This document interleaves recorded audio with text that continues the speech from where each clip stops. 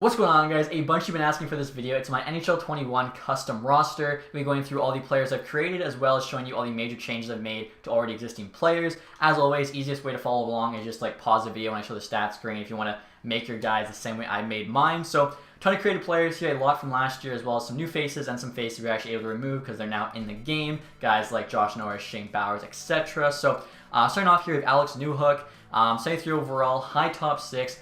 Colorado Avalanche prospect, drafted last year, like what, 15th, 16th overall in 2019. You can see pretty good stats. Definitely a good player, had a good college season in his freshman year. I actually bumped him up from medium top 6 to high top 6. Might have changed his stats like very, very slightly, but overall, pretty similar player. After that, you have Alexander Romanov, Montreal Canadiens defenseman. 20 years old there. I've actually boosted him quite a bit. 78 overall. Gave him medium top 4. I think last year I had him lower 70, high top 4, but looks like he has a very good shot to crack the Montreal lineup. And I feel like if you make the NHL as a defenseman, you're probably at least in that 78 overall range. Gave him medium top 4. Again, for Romanov, I think that's pretty fair. After that, would be Alex Turcotte, 2019 4th overall pick. Very good player, looked good at Wisconsin. Now he's on loan to some team in the Dell. 76 overall, medium lead. I think I boosted him by 1. Just a good all-around player, really no holes in his game. After that, you have Alex Vlasic, Chicago Blackhawks. I believe early second-round pick, 2019. 65 overall, high top 6. He's 6'6". I don't know if he'll ever be a top 4 guy, but he should definitely be an NHL defenseman. After that, you have Bobby Brink, also from the 2019 draft. Good player in college as well right now. Sniper, a bit short of their 5'8", but good shot, you can see, skating, everything. 68 overall, medium top 6 for him. And after that, you have Connor Bedard. Right now, he's consensus #1 pick for the 2023 draft. I know it's a while away, but he is just that good. So as you can see, 15 years old. I have him at 60 overall and medium franchise potential. The reason I have him at 60, last year I think I had him like low to mid 50s, and he didn't grow quite as much as I hoped. I think he was only like 78 out of the draft. I want to be at least a low 80. And I feel like he is honestly good enough. I can make him a 60. Practice this with NHL players. They say how good he looks. Supposed to have a very good shot, already a good skater. Obviously, usually like the younger players, you make their physical and defensive stats lower as that's the stuff they work on as they mature through the NHL. Now, if you want Connor Bedard on the Pats, you actually have to make him a 16 or 17-year-old player, assign him to the Pats, and then go back and change his age back to 15. Reason being, in real life, he's on the team. You got the exceptional player status, but in-game, you have to be minimum 16 to be put on a junior team, so keep that in mind. After him, we have Cole Caulfield. Obviously, a very good sniper for the Montreal Canadiens. I think I gave him the same rating as last year, but actually lowered his potential from medium elite to low elite. People were saying medium was too high. I kind of agreed. Like, he got really good really fast. So I think low elite, plus that pretty high rating, is fair for Caulfield. Cam York here, Michigan Wolverines defenseman. Like, mid-first round pick last year from the Flyers. 71 overall, medium top 4. Offensive D-man, I think he's solid. Honestly, I think I was trying to make him a 70, but one of the reasons why I didn't do as much this year with the custom roster is because I'll show you guys right now. If you missed my overrated, underrated player videos, you already know this, but when you're in the edit player screen, it doesn't actually always add up to the overall. When you're dealing with defensemen, forwards, and goalies, that's fine. Defensemen, it's not. So I'm not sure if they'll release an update and mess up all the ratings and stuff. So I didn't want to get too into it, but I always base it off of the final overall there, opposed to what we saw in the edit player screen. Next year, I actually have another college player, Dylan Holloway, who I believe is playing for the University of Wisconsin. 18 years old, 66 overall, medium top 6. Was drafted like, 14th by the Oilers in the 2020 draft. Two-way forward there. Pretty good, just all-around player. After him, we have Gregory Denisenko. I believe he was like in the 2018 draft. 20 years old, 75 overall already, as he is in the KHL. High top 6 potential. I thought maybe medium elite, but high top 6 with his rating I think is pretty fair. Last year he had in the game, usually grew pretty well, so good player for the Panthers. Ilya Sorokin here, he's already signed a contract with the Islanders, but he's not in-game yet. Because he's 25, made his rating pretty high.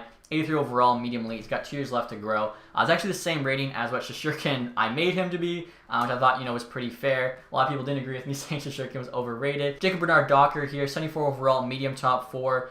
Late first round pick by the Senators back in 2018. Solid two-way defender, a bit more defensive than offensive, but still a good all-around player. After him, you actually have Jake Sanderson, the Ottawa Senators just drafted.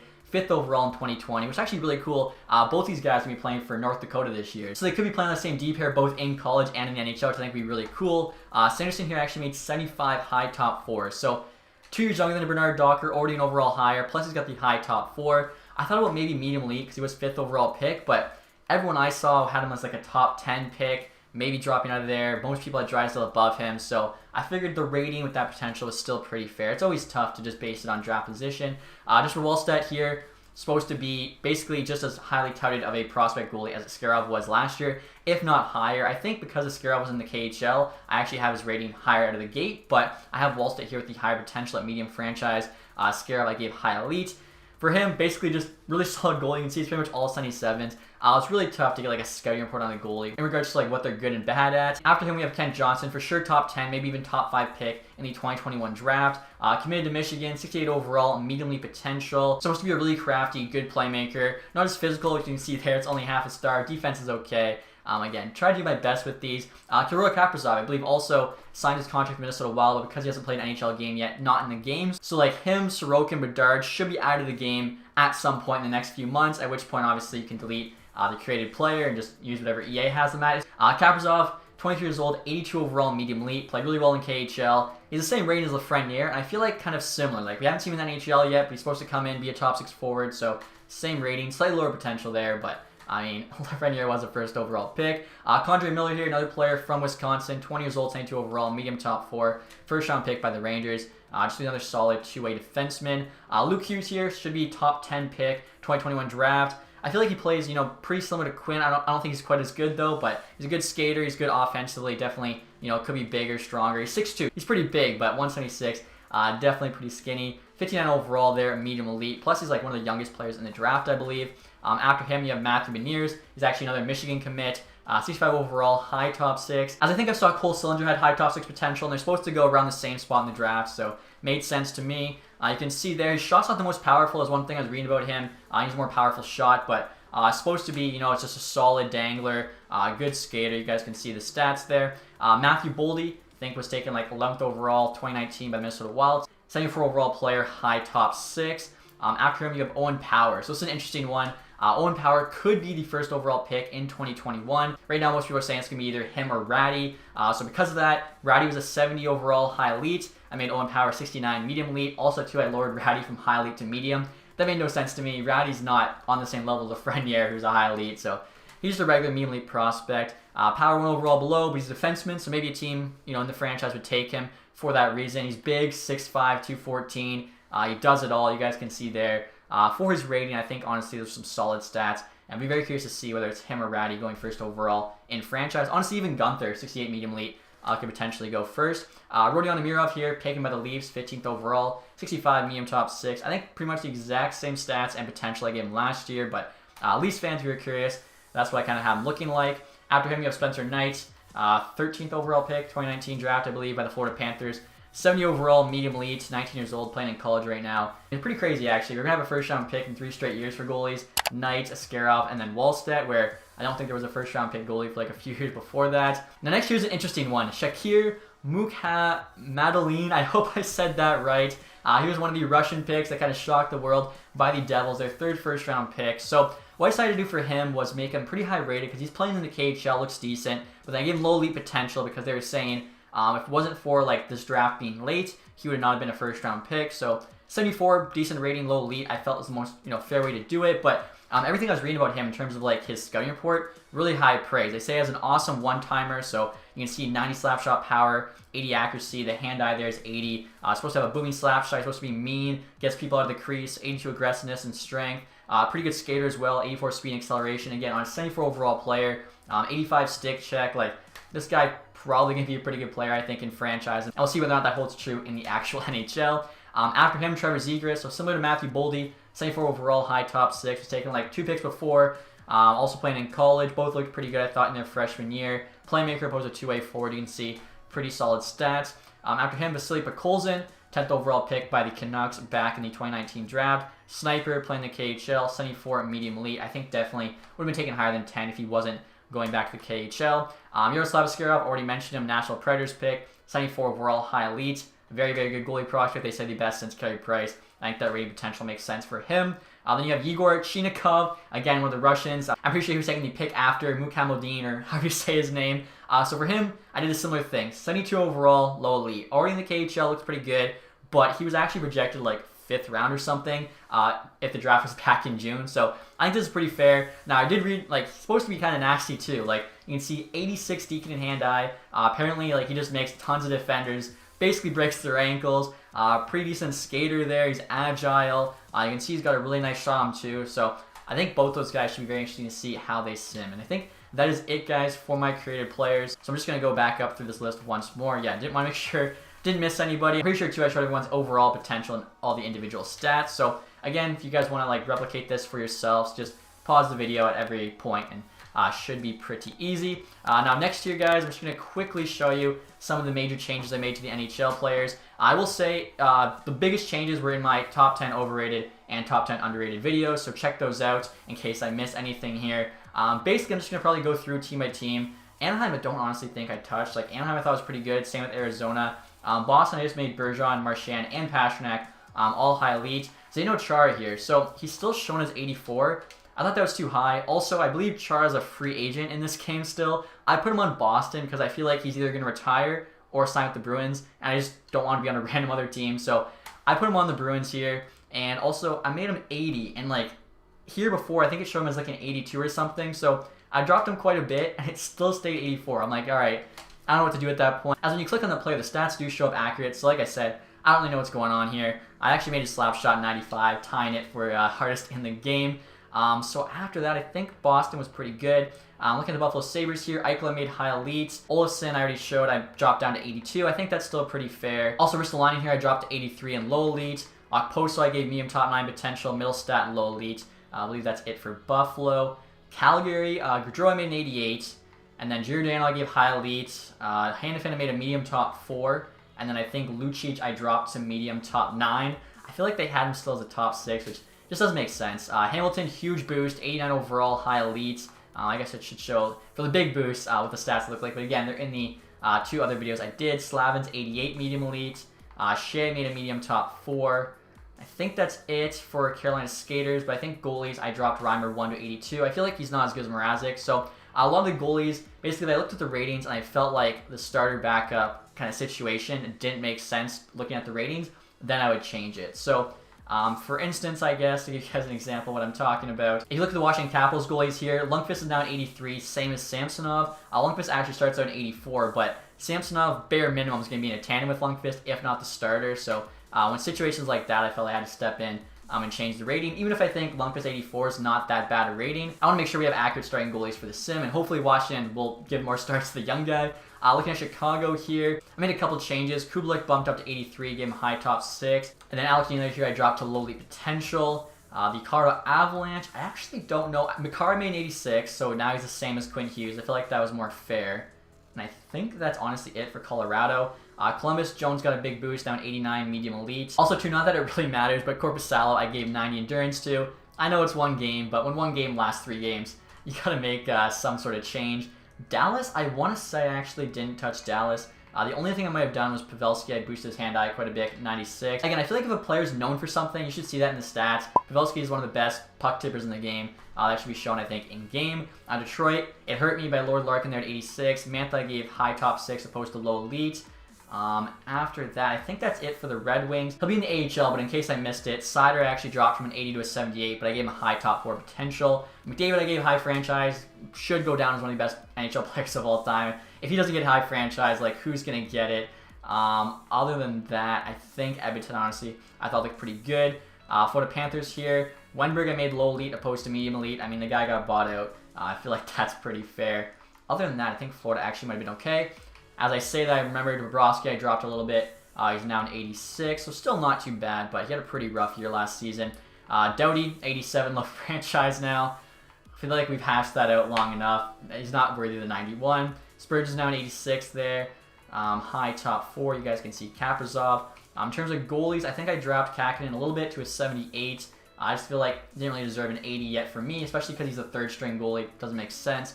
Gallagher's a high top 6 now. Duran I dropped from 85 to 84, and I made him a high top 6. I believe before he was a high elite.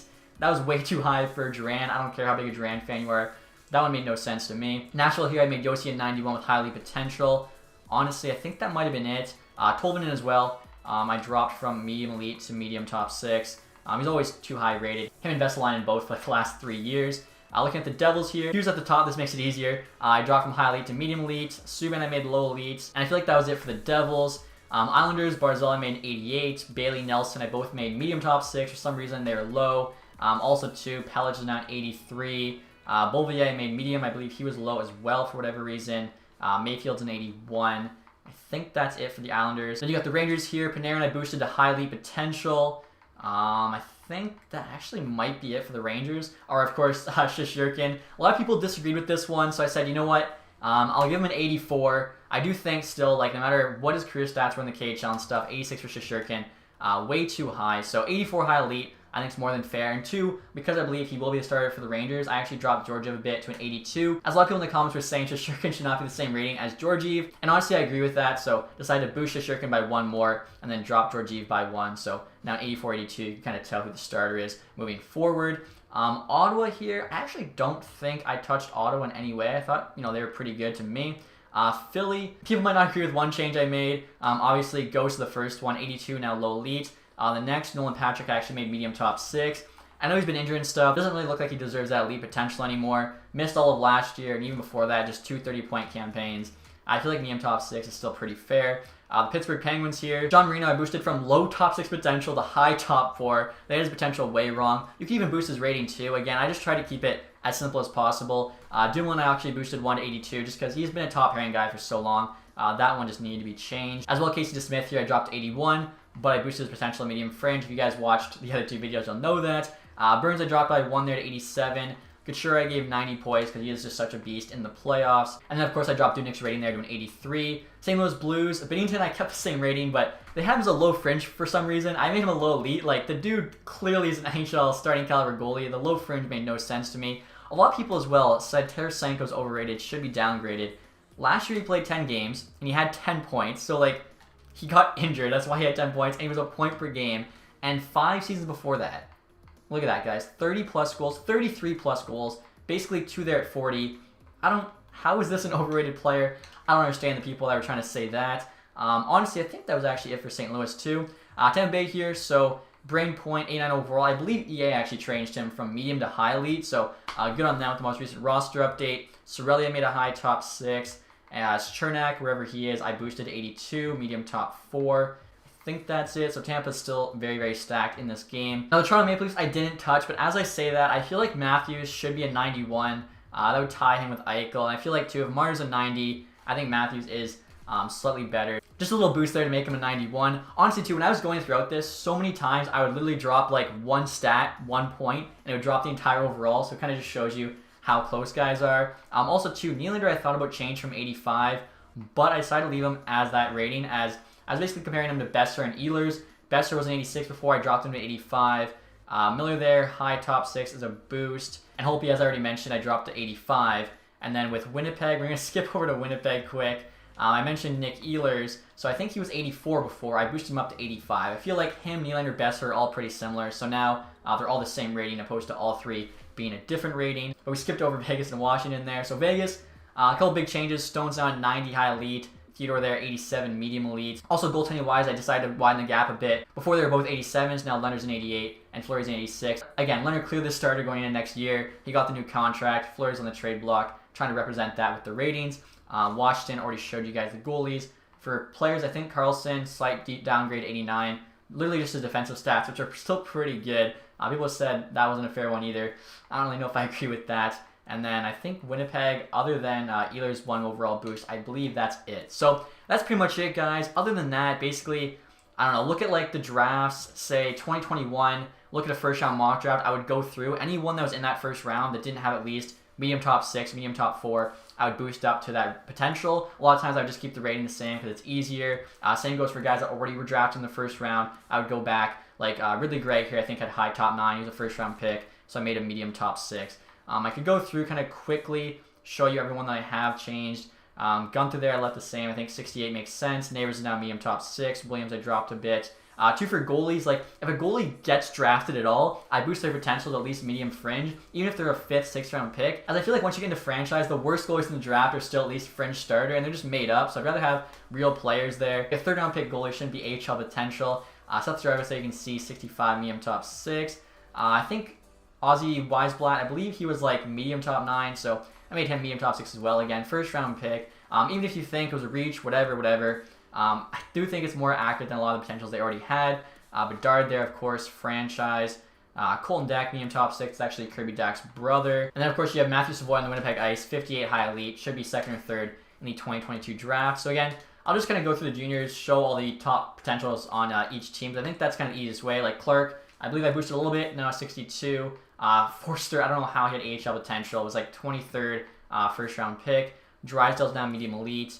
Larkhart, I might have boosted again. It's hard to kind of remember all the different changes I made. So I feel like it's better just to kind of show you guys and you can kind of like compare. And if you see a change, you can make up for yourself, I guess, if you want to do it like I do or have the EA rosters.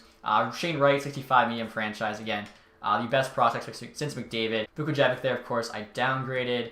I think the London Knights actually kept the same. Marco Rossi gave a slight boost too. Now 70 medium elite, so he's closer to Perfetti, who got drafted right after him. Jack Quinn, 65 high top 6. Again, how Jack Quinn had the low top 9 or whatever that potential was, I have no idea. Just something that make no sense. I think McTavish as well, you have to boost. It's supposed to be like a guaranteed first round pick. I want to say they had a medium top 9, so that one didn't make a lot of sense either. Now Jacob Perreault here, I just noticed was a medium top 9, so I bumped him up to medium top 6. Again, first round pick last year. You could say maybe it's the wrong pick or whatever, but when all you really have to go off of is the draft, like the first rounders at least I think shall be, medium top 6s.